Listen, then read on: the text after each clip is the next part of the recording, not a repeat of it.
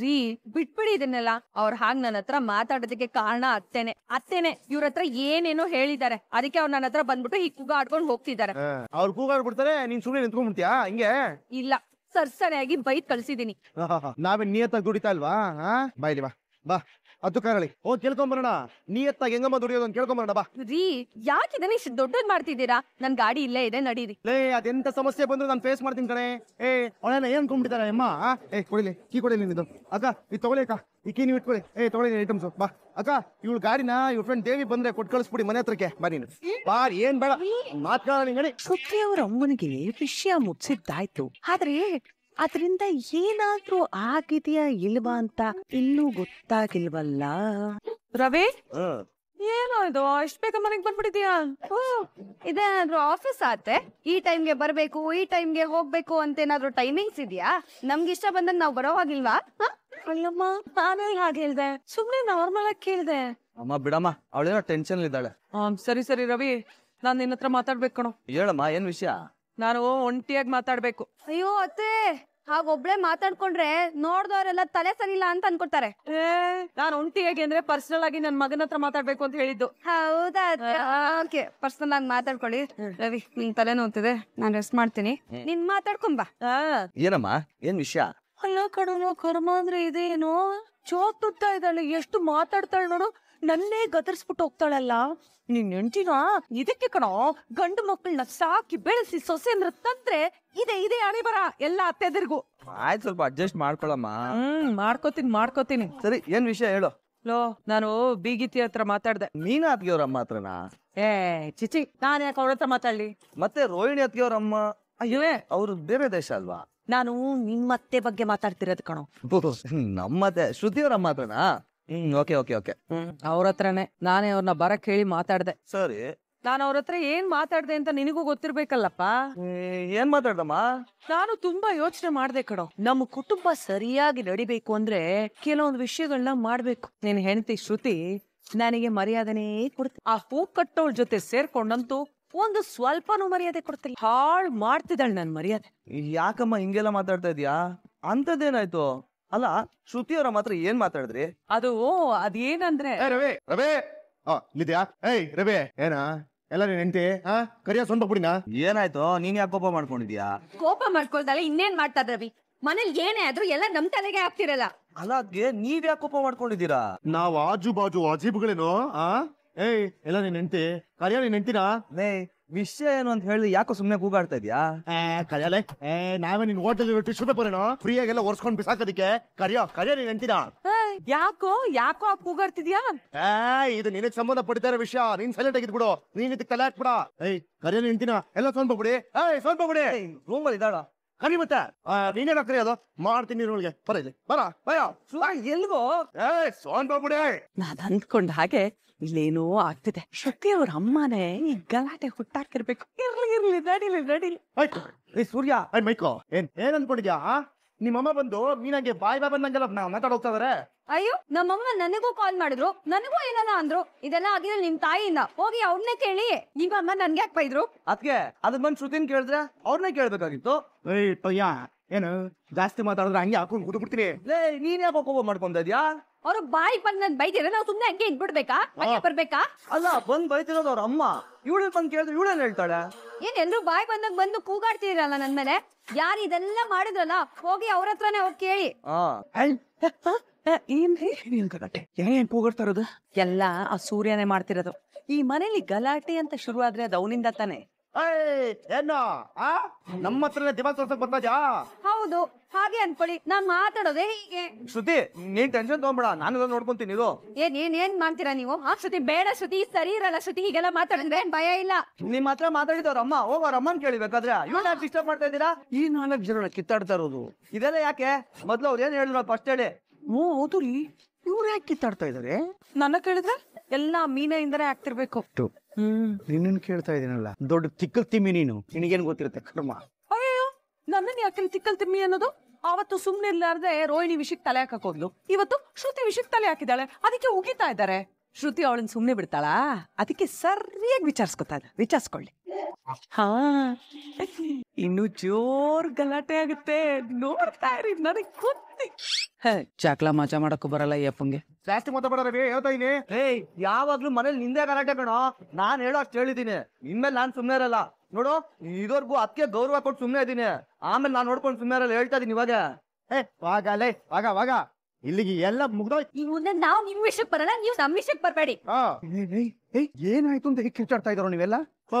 ನಾವು ಎಷ್ಟು ದಿನ ತಿಂಗಿರೋದಪ್ಪ. ನಮಗೂ ಸಾಕಾಗೋಗಿದೆ. ಏನ್ ನಮಗೆ ಸ್ವಾಭಿಮಾನನೇ ಇಲ್ವಾ? ಏಯ್, ಅಂತದ್ದೇನು ಆಯ್ತು ಈಗ? ಪಕ್ಕದಲ್ಲಿ ಜನಕ್ಕೆಲ್ಲ ಕೇಳಿಸ್ಕೊಂಡು ಕಿರ್ಚಾಡ್ತಾ ಇದಿರಲ್ಲೋ, ಮನೆ ಕಡೋ ಇದು. ಅಪ್ಪ, ಈ ಮನೇಲಿರೋರ್ಗೆ ನಾನು ಮೀನಾ ಎಕಡಕ್ಕಿಂತ ಕಡೆಯಾಗಿ ಹೋಗಿದೀವಿ. ಬಾಯ್ ಬಂದಾಗೆಲ್ಲ ಮಾತಾಡಿದ್ರಪ್ಪ. ಅಷ್ಟೇ ಇಲ್ಲಿಗೆ ಎಲ್ಲಾ ಮುಗ್ದೋಯ್ತು. ಇನ್ಮೇಲೆ ಇವ್ರು ಕಟ್ಕೊಂಡು ನಮಗೇನಾಗಬೇಕು? ನಾವ್ ಇವ್ರ ಮುಖ ನೋಡಿದ್ರೆ ಬೇಡ ಕಣೆ. ಅಪ್ಪ, ನಾನು ಹೊರಗಡೆ ಇರ್ತೀನಿ. ಕಾರ್ ಓಡಿಸ್ಬೇಕು. ನಾನು ಆಚೆ ಇರ್ತೀನಿ. ಹೋದ್ ಬಿಟ್ಟಿಯಾ ಮನೆ? ಸಂತೋಷ ಆಯ್ತಾ ನಿನಗೆ? ಯಾರು? ನಾನಾ? ಅತ್ತೆ, ಈ ಮನೇಲಿ ಏನೇ ಆದ್ರೂ ಎಲ್ಲಾನು ನನ್ ತಲೆ ಮೇಲೆ ಕಟ್ಟದ್ ನಮ್ ಬಿಡಿಯತ್ತೆ. ನಾನು ನೋಡ್ತಾ ಇದ್ದೀನಿ, ಒಟ್ಟು ಕುಟುಂಬ ಎಲ್ಲರ ಜೊತೆ ಏನೇ ಆದ್ರೂ ಅನ್ಕರ್ಕೊಂಡು ಹೋಗ್ಬೇಕಂತ ನಾನ್ ನೋಡ್ತಿದ್ರೆ ಏನ್ ನನ್ ತಲೆ ಮೇಲೆ ಜಗಳ ಆಡ್ತಿದ್ದೀರಾ? ಓ ಹೆಲೋ, ನೀವ್ ನನ್ ಬಗ್ಗೆ ಮಾತಾಡ್ತೀರ ಅಂತ ನನಗ್ ಚೆನ್ನಾಗ್ ಗೊತ್ತು. ನಿಮ್ ಬಗ್ಗೆ ಮಾತಾಡಲ್ಲ ಅಂತ ಹೇಳಿದೀನಿ ತಾನೆ, ಮತ್ ಯಾಕೆ ನನ್ ಬಗ್ಗೆ ಮಾತಾಡ್ತೀರಾ ನೀವು? ನಿಮ್ ಬಗ್ಗೆ ಮಾತಾಡದ್ ಬಿಟ್ಟು ಈ ಮನೇಲಿ ಮಾಡೋದಕ್ಕೆ ಏನು ಕೆಲ್ಸ ಇಲ್ಲ ನೋಡಿ, ಅದಕ್ಕೆ ಮಾತಾಡ್ಕೊಂಡ್ ನಿಂತಿದ್ದೀನಿ. ನೋಡೋ, ಇನ್ನೊಂದ್ಸಲ ಈ ತರ ಗಂಟ್ಲು ಹೊಡ್ಕೊಂಡ್ ನನ್ನ ಹತ್ರ ಮಾತಾಡೋದಕ್ ಬರ್ಬೇಡ. ನನ್ನ ಅಕ್ಕ ಪಕ್ಕನೂ ನಿಂತ್ಕೋಬೇಡ. ಏನಮ್ಮ ಶ್ರುತಿ, ಅವಳು ನಿನ್ ಬಗ್ಗೆ ಹೀಗೆಲ್ಲ ಮಾತಾಡ್ಬಿಟ್ಟು ಹೋಗ್ತಿದ್ದಾಳೆ? ಅತ್ತೆ, ನನಗ್ ಈಗ ಈ ಮನೇಲಿ ಇರೋರ್ ಬಗ್ಗೆ ಅರ್ಥ ಆಗ್ತಾ ಇದೆ. ಇದನ್ನೇ ಅಮ್ಮ ಶ್ರುತಿ ನಾನು ಅವತ್ತಿಂದ ಹೇಳ್ತಿರೋದು. ನಮ್ಮ ಸ್ನೇಹ ಏನೇ ಇದ್ರು ನಮ್ಮ ಸ್ಟೇಟಸ್ಗೆ ದಕ್ಕನಂತವ್ರ ಜೊತೆ ಇರ್ಬೇಕು ಅಂತ. ಇವ್ರೆಲ್ಲ ಹಿಂಗೆ ಯಾವತ್ತಿದ್ರು ಅವ್ರ ಬುದ್ಧಿನ ತೋರ್ಸ್ಬಿಡ್ತಾರೆ. ಅದಕ್ಕೆ ಇವ್ರನ್ನೆಲ್ಲ ಎಲ್ಲಿ ಇಡ್ಬೇಕು ಅಲ್ಲೇ ಇಡ್ಬೇಕು. ಕರೆಕ್ಟ್ ಆಗಿ ಹೇಳಿದ್ರಿ ಅತ್ತೆ, ನಾನೇ ತಪ್ಪು ಮಾಡ್ಬಿಟ್ಟೆ. ನಿಮ್ ಮಾತನ್ನ ಕೇಳ್ಬೇಕಿತ್ತು ನಾನು. ಹೋಗ್ಲಿ ಬಿಡಮ್ಮ, ಈಗ್ಲಾದ್ರೂ ನಿನಗ್ ಗೊತ್ತಾಯ್ತಲ್ಲ, ನನಗಷ್ಟೇ ಸಾಕು. ಇವಳು ದೊಡ್ಡ ನಾಟಕದ ರಾಣಿ, ಡ್ರಾಮಾ ಕ್ವೀನ್ ಅಂತಾರಲ್ಲ ಅದು. ಇವಳು ಡ್ರಾಮಾ ಮಾಡಿ ಎಲ್ರನ್ನೂ ಬುಟ್ಟಿಗೆ ಹಾಕೊಂಡ್ಬಿಡ್ತಾಳೆ. ಈಗ್ಲಾದ್ರೂ ನಿನಗ್ ಅವಳ ಬಗ್ಗೆ ಗೊತ್ತಾಯ್ತಲ್ಲ, ನನಗಷ್ಟೇ ಸಾಕು. ನಾನೇನೋ ಅಯ್ಯೋ ಪಾಪ ಅಂತ ಅನ್ಕೊಂಡ್ರೆ ನನ್ಗೆ ಯಾರು ಅಯ್ಯೋ ಪಾಪ ಅನ್ನೋದೇನ್ ಬೇಡ.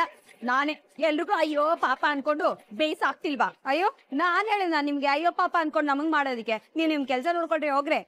ಬಾಯಿ ಮುಚ್ಕೊಂಡು ನೀವು ನಿಮ್ ಕೆಲ್ಸ ನೋಡ್ಕೊ ಹೋಗ್ರಿ. ಏನೋ ನೀನು ಮಗು ಮೇಲೆ ದರ್ಪ ತೋರಿಸ್ತಿದ್ಯಾ? ಅತ್ತೆ, ಯಾರೇ ಆದ್ರೂ ನನ್ ವಿಷಯಕ್ಕೆ ಬಂದ್ರೆ ನಾನಂತೂ ಸುಮ್ನೆ ಇರಲ್ಲ. ನೀನ್ ದೊಡ್ಡ ದೊಡ್ಸಾನಿ ನೋಡು. ಹೋಗ ಅಡ್ಗೆ ಮಾಡೆ, ಬೊಮ್ಮರಾಣಿ ತಂದು. ನಾನ್ ಯಾಕ್ರಿ ಬೊಮ್ಮರಾಣಿ ಹಾಕ್ತೀನಿ? ನೀ ನೋಡ್ದೇನಮ್ಮ, ಅಲ್ಲ ಅತ್ತೆನೋ ಚೂರು ಮರ್ಯಾದೆನೇ ಇಲ್ಲ, ಹೆಂಗ್ ಮಾತಾಡ್ತಾಳೆ ಅಂತ. ಹೌದು ಅತ್ತೆ, ನಾನ್ ಇನ್ ಯಾವತ್ತೂ ಅವ್ರ ಹತ್ರ ಮಾತಾಡೋದ. ಬೇಡ ಹೀಗ್ ಸಮಾಧಾನ ಆಯ್ತು. ಈ ಜನ್ಮಕ್ಕೆ ಇವರಿಬ್ರು ಮಾತಾಡೋದಿಲ್ಲ, ಒಂದಾಗೋದು ಇಲ್ಲ, ಸಾಕು. ಈಗ ನಾನು ಹೋಗಿ ಪಕ್ಕದ ಅಂಗಡಿಯಲ್ಲಿ ಅರ್ಧ ಲೀಟ್ರು ಬಾದಾಮಿ ಹಾಲು ಕುಡ್ಕೊಂಡ್ ಬಂದ್ಬಿಟ್ರೆ ಆತ್ಮಕ್ ಶಾಂತಿ ಸಿಗುತ್ತೆ. ಸೂರ್ಯ, ಏನಾಯ್ತು? ನೀವು ಅಣ್ಣ ತಗೊಂಡ್ರು ಇಷ್ಟು ದಿನ ಮನೆ ಕಿತ್ತಾಡ್ತಿದ್ರೆ ಸರಿ ಹೋಗ್ತಿದ್ರಿ. ಆದ್ರೆ ಈಗ ಮನೆ ಬಾಳಕ್ಕೆ ಅಂತ ಬಂದಿರೋ ಆ ಸೊಸೆಂದ್ರು ಅವರು ಕಿತ್ತಾಡಕ್ ಶುರು ಮಾಡ್ಬಿಟ್ಟಿದ್ದಾರೆ. ನೀವು ಅವ್ರ ಬುತ್ತಿ ಹೇಳಕ್ ಬಿಟ್ಬಿಟ್ಟು ಅಲ್ಲ ಅವ್ರ ಜೊತೆ ಸೇರ್ಕೊಂಡು ನೀವು ಕಿತ್ತಾಡ್ತಾ ಇದೀರಲ್ಲ, ಚೆನ್ನಾಗಿದೆಯಾ ಇದು? ಅದೆಲ್ಲ ಏನಿಲ್ಲಪ್ಪ. ಏನಿಲ್ಲ ಅಂದ್ರೆ ಅಳದವನೆ ರೂಮಿಂದ ಹೊರಗಡೆ ಕೇಳಿಸ್ತಾ ಇತ್ತು ನಿನ್ ಕೂಗಾಟ ಇಲ್ಲ. ನಾನು ಕೇಳಿಸ್ಕೊಂಡೆ ಕೊಡೋದ್ನ. ಯಾವಾಗ್ಲೂ ನೀನ್ ಕೂಗಾಡ್ತಾ ಇದ್ದೆ. ಪಾಪ ಮೀನಾ ಸಮಾಧಾನವಾಗಿರೋಳು. ಈಗ ನೇರಳೆ ಕೂಗಾಡ್ತಾ ಇದ್ದಾಳೆ. ಈ ಮನೇಲಿ ಯಾರ ಮನ್ಸ್ಗೂ ನೋವಾಗಬಾರ್ದು, ಯಾರಿಗೂ ತೊಂದರೆ ಕೊಡಬಾರ್ದು ಅನ್ನೋ ಒಳ್ಳೆ ಸ್ವಭಾವ ಮೀನಂದು. ಇವತ್ತು ನಿಮ್ ಸಮಕ್ಕೆ ಆ ಮೀನನ್ನ ಜಗಳಕ್ಕೆ ನಿಂತೇಳೆ. ನನಗೆ ಯಾಕೋ ಸರಿ ಕಾಣಿಸ್ತಾ ಇಲ್ಲ. ಅನ್ ಮಾತು ಕೇಳಿಲ್ಲ, ಯಾವ ಗಲಾಟೆನೂ ಇಲ್ಲ. ನನ್ನಂತ್ರ ಯಾಕಪ್ಪ ಮುಚ್ಚು ಮುರೆ? ನನ್ನ ಹತ್ರ ಯಾಕೋ ಅದೇನು ಅಂತ ವಿಷಯ ಸರಿಯಾಗಿ ಹೇಳಿ, ನಾನೇ ಸರಿ ಮಾಡೋ ಪ್ರಯತ್ನ ಮಾಡ್ತೀನಿ. ಅದು ಬಿಟ್ಟು ನೀವಿಬ್ರು ಅವ್ರಿಬ್ರ ಜೊತೆ ಸೇರ್ಕೊಂಡು ಜಗಳಕ್ಕೆ ನಿಂತ್ಕೊಂಡ್ಬಿಟ್ರೆ ಹೇಗೋ? ಎಲ್ಲ ನೋಡ್ತಿದ್ರೆ ನನ್ನ ಮನ್ಸಿಗೆ ನಿಜವಾಗ್ಲೂ ಬೇಜಾರಾಗತ್ತೆ. ಅಪ್ಪೋ, ನೀನು ಬೇಜಾರಾಗುವಂತ ವಿಷಯ ಇಲ್ಲಿ ಏನು ಇಲ್ಲಪ್ಪೋ. ಇದು ಬೇರೆನೇ. ಇದು ಅದ್ ಏನೇ ಆಗಿರ್ಬೋದು ಸೂರ್ಯ, ಆದ್ರೆ ಯಾಕೆ ನೀವು ಕಿತ್ತಾಡ್ಕೊಂಡಿದ್ದೀರಿ ಅದನ್ನ ಹೇಳು. ಅಪ್ಪ, ನಾವು ಕಿತ್ತಾಡ್ತಾ ಇಲ್ಲಪ್ಪ, ಅದೆಲ್ಲ ಬರೀ ಡ್ರಾಮಾಗಳಷ್ಟೇ. ರಾಮನ್, ಹೌದಪ್ಪ, ನೀನ್ ಏನ್ ಕೇಳಿಸ್ಕೊಂಡೆ ಅದ್ ನನಗೆ ಗೊತ್ತಿಲ್ಲ. ಆದ್ರೆ ನಾವ್ 4 ಜನ ಒಳಗಡೆ ಆರಾಮಾಗಿ ಬಿಸ್ಕೆಟ್ ತಿಂತಾ ಇದ್ವಿ. ಬಿಸ್ಕೆಟ್ ತಿಂತಾ ಇದ್ರಾ? ಮತ್ತೆ ಆ ಪರಿ ಕೂಗಾಡ್ತಾ ಇದ್ದಿದ್ದು? ಅಲ್ಲ, ಸಕ್ಕರೆ ನಮ್ಸೋದಕ್ಕೆ ನಾವಾಡಿ ನಾಟಕ. ನಸ್ಗೂಡ್ನಿ ಆಟಗಳು ಪೌ. ಶಾಂತಿನ ನಮ್ಸಕ್ಕ ಯಾವ ವಿಷಯಕ್ಕೋ? ಅದು ಈ ಮನೇಲಿ ಮೀನಾ ಜೊತೆಗೆ ಚೆನ್ನಾಗಿ ಮಾತಾಡ್ಕೊಂಡು ಒಳ್ಳೆ ಫ್ರೆಂಡ್ ತರ ಇರೋದು ಯಾರು? ಮೀನ ಜೊತೆ ಅಂದ್ರೆ ಇನ್ಯಾರು? ನೀನೇ. ಹೌದು, ಅದ್ ಕರೆಕ್ಟು. ಅಲ್ಲ, ನಿನ್ನ ಬಿಟ್ಟು ಯೋಚನೆ ಮಾಡು. ಮೀನಾ ಯಾವಾಗ್ಲೂ ಇವಳು ನನ್ನ ತಂಗಿ ತರ ಅಂತ ಹೇಳ್ತಾ ಇರ್ತಾಳೆ. ಶ್ರುತಿ, ಅವ್ರಿಬ್ರು ಅಕ್ಕ ತಂಗಿರ್ ತರ ಚೆನ್ನಾಗಿದ್ದಾರೆ, ಆಯ್ತಾ? ಒಳ್ಳೆ ಫ್ರೆಂಡ್ಸ್ ತರ ಇದಾರೆ. ಒಬ್ರಿಗೊಬ್ರು ಎಲ್ಲಾ ವಿಷಯ ಶೇರ್ ಮಾಡ್ಕೋತಾರೆ. ಶ್ರುತಿನೂ ಅಷ್ಟೇ, ಎಲ್ಲಾ ವಿಷಯಕ್ಕೂ ಮೀನಿಗೆ ಸಪೋರ್ಟ್ ಮಾಡ್ತಾಳೆ. ಇದೆಲ್ಲ ನೋಡೋ ಸಕ್ಕರೆಗೆ ಏನ್ ಅನಿಸ್ಬೇಕು ಹೇಳು? ಏನ್ ಅನ್ಸುತ್ತೆ? ಹೊಟ್ಟೆಲಿ ಬೆಂಕಿ ಬಿದ್ದು ಫೈರ್ ಇಂಜಿನ್ ಕಾಲ್ ಮಾಡ್ಬೇಕು ಅನ್ಸತ್ತೆ. ಜೊತೆಗೆ ಮಾಡ್ಬಿಟ್ರು ಕೂಡ ತಲೆ ಕೆಟ್ಟೋಗಿದೆ ಕಣ. ಸ್ವಲ್ಪ ಅರ್ಥ ಆಗೋಗಿ ಹೇಳೋ. ಅಲ್ಲ ಕಣ, ಹೊಟ್ಟೆಲ್ ಬಿದ್ದಿರೋ ಬೆಂಕಿಗೆ ಫೈರ್ ಇಂಜಿನ್ ಕಾಲ್ ಮಾಡ್ತಾಳ? ಕಣಪ್ಪ, ಫೈರ್ ಇಂಜಿನ್ ಅಂದ್ರೆ ಬೇರೆ ಯಾರಲ್ಲ, ಆ ಸೋನ್ ಪಾಪುಡಿ ಅವ್ರ ಅಮ್ಮ ಶೀಲಾ ಅವ್ರು ಕಾಲ್ ಮಾಡಿದಾಳ. ಹೂನಪ್ಪ, ಅವ್ರಿಗೆ ಯಾಕೆ ಕಾಲ್ ಮಾಡಿದ್ಲು? ಇಲ್ಲಿ ನಡೀತಾ ಇರೋದಿನೆಲ್ಲಾನು ಲೈವ್ ಅಲ್ಲಿ ತಗೊಂಡೋಗಿ ಟೆಲಿಕಾಸ್ಟ್ ಮಾಡೋದಕ್ಕೆ. ಸೂರ್ಯ, ಸರಿ ಸರಿ ಸರಿ ಆಯ್ತಾಯ್ತು, ಹೇಳ್ತೀನಿ. ನೀನ್ ಎಲ್ಲ ಅರ್ಥ ಆಗಂಗ್ ಬಿಡಿಸಿ ಹೇಳ್ತೀನಿ, ಆಯ್ತಾ? ನಿಮ್ ಮಗಳು ನನ್ನ ಮಾತನ್ನ ಒಂದ್ ಸ್ವಲ್ಪನೂ ಕೇಳ್ತಾ ಇಲ್ಲ. ಆ ಕುಮಾರ್ ಅವ್ರ ಜೊತೆಗೆ ಸೇರ್ಕೊಂಡು ನನ್ನ ಮಾನ ಮರ್ಯಾದೆ ಎಲ್ಲಾ ತೆಗಿತಾ ಇದ್ದಾಳೆ. ನಿಮ್ ಮಗಳು ಸರಿನೇ ಇಲ್ಲ, ನೀವು ನಿಮ್ ಮಗಳನ್ನ ಸರಿಯಾಗಿ ಬೆಳೆಸೇ ಇಲ್ಲ ಅಂತೆಲ್ಲ ಫಿಟ್ಟಿಂಗ್ ಇಟ್ಟಿದ್ದಾರೆ. ಇವ್ಳಿಗೇನು ಹುಚ್ಚ? ಇವಳಕ್ಕೆ ಹೀಗೆಲ್ಲ ಮಾಡ್ತಿದ್ದಾಳ? ಅಪ್ಪೋ, ಆ ಮೀನಾಗ ಯಾರು ಸಪೋರ್ಟ್ ಮಾಡಿದ್ರು ಸಕ್ಕರೆಗೆ ಆಗೋದಿಲ್ಲ ಅಪ್ಪೋ. ಅವ್ರಿಬ್ರನ್ನ ಬೇರೆ ಮಾಡೋದಕ್ಕೆ ಈ ಮಂತ್ರ ತಂತ್ರ ಜಗತ್ತಂತ್ರ ಎಲ್ಲ ಪ್ರತಿಯೊಬ್ಬರು ಮುನ್ ಬುದ್ಧಿ ಬಾಯಿ ಎರಡೂ ಸರಿ ಇಲ್ಲ. ಏನು ಇಲ್ಲದೆ ಎಂತೆಂತ ವಿಷಯಗಳನ್ನೆಲ್ಲ ಆಕಾಶಕ್ಕೆ ತಗೊಂಡೋಗೋ ಮುಂಗೆ. ಇಂಥ ವಿಷಯ ಸಿಕ್ಕಿದ್ರೆ ಬಿಡ್ತಾರ? ಅಪ್ಪೋ, ಆಲ್ರೆಡಿ ಆಕಾಶಕ್ಕೆ ತಗೊಂಡೋಗೋ ಬಂದಾಯ್ತು. ಅಂದ್ರೆ ಅವಮ್ಮ ನೇರವಾಗಿ ಮೀನಾ ಹತ್ರಕ್ ಬಂದು, ನೀನ್ ನನ್ನ ಮಗಳ ಜೀವನ ಹಾಳು ಮಾಡ್ಬಿಟ್ಟಿದ್ಯಾ, ಅದು ಇದು ಅಂತ ಬಾಯಿಗೆ ಬಂದಂಗ್ ಬೈದಿದ್ದಾರೆ. ಅವನಿಗೆ ಸ್ವಲ್ಪ ಕೂಡ ವಿವೇಚನೆ ಇಲ್ಲ. ಯಾರೋ ಬಂದು ಏನೋ ಹೇಳುದು ಅಂತ ಹೀಗೆಲ್ಲ ಮಾತಾಡ್ತಾರ. ನಿಜವಾಗ್ಲೂ ಮೀನಾ ಬೇಜಾರ್ ಮಾಡ್ಕೊಂಡಿರ್ತಾಳೆ, ಆಗದೆ ಇರ್ತಾಳ. ಈ ವಿಷಯ ಕೇಳಿದ ತಕ್ಷಣ ಅವಳ ಕರ್ಕೊಂಡು ಅವಮ್ಮನ್ ಮನೆ ಹೊರಟೆ ನಾನು. ನೀನ್ ಯಾಕೋ ಈ ವಿಷಯ ನೀನು ದೊಡ್ಡದ್ ಮಾಡಕ್ ಕೊಟ್ಟಿದ್ಯಾ? ಇದೇ ತರ ಕಾರಲ್ಲಿ ಹೋಗ್ಬೇಕಾರೆ ಮೀನಾನು ಒಂದ್ ಮಾತು ಹೇಳಿದ್ಲು. ಎಷ್ಟು ಧೈರ್ಯ ಧಮ್ಕಿಯಕ್ ಹೋಗ್ತಾಳ ಅಮ್ಮ. ಇವತ್ತಿದೆ ತಾಳು. ಯಾಕ್ರಿ ಇಷ್ಟೊಂದು ಕೋಪ ಮಾಡ್ಕೊಂಡಿದ್ದೀರಾ? ಅಲ್ವೇಲೇ, ನೀನ್ ಮಾಡದಿರೋ ತಪ್ಪಿಗೆ ಅವ್ರು ನಿನ್ನ ಸುಮ್ನೆ ಬೈದೋಗ್ತದ್ರಲ್ವೇ, ನಿನ್ಗೇನ್ ಅನಿಸ್ತಾ ಇಲ್ವಾ? ಯಾರ್ ಏನೇ ಅಂದ್ರು ನೀನ್ ಸುಮ್ನೆ ಇರ್ತೀಯಲ್ಲ, ಅದಕ್ಕೆ ಎಲ್ರು ನೀನ್ ಅಂದಂದ್ ಹೋಗೋದು. ನಾನೇನ್ ಸುಮ್ನೆ ಇರ್ಲಿಲ್ಲ, ಅವ್ರ ಪ್ರತಿಯೊಂದ್ ಮಾತುಗೂ ಸರಿಯಾಗಿ ಉತ್ತರ ಕೊಟ್ಟಿದ್ದೀನಿ. ಇಲ್ಲ, ಇದೆಲ್ಲ ಆಕೆ ಪ್ಲಾನ್ ಮಾಡಿರೋದಲ್ಲ, ಬೇರೆ ಯಾರೋ ಪ್ಲಾನ್ ಮಾಡಿರೋದು. ಯಾರು?